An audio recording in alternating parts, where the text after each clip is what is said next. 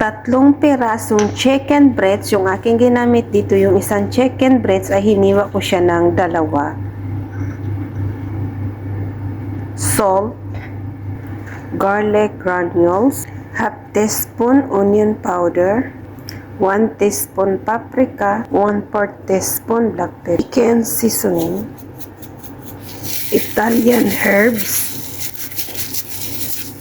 Ito yung aking gamit, 1 teaspoon olive oil. Ipaghalo natin.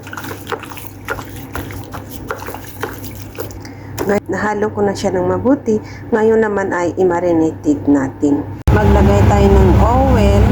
Bismillah. Ilagay natin yung ating manok. Nalagay na natin lahat yung ating manok. Kukunin na natin yung ating white onion. Haluin. Garlic. Haluin. Bismillah. Maglagay tayo ng cooking cream.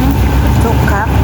Tayo ng asin, black pepper, Italian herbs. Haluin.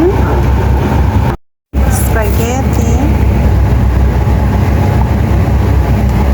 Ilagay na natin ang ating spaghetti.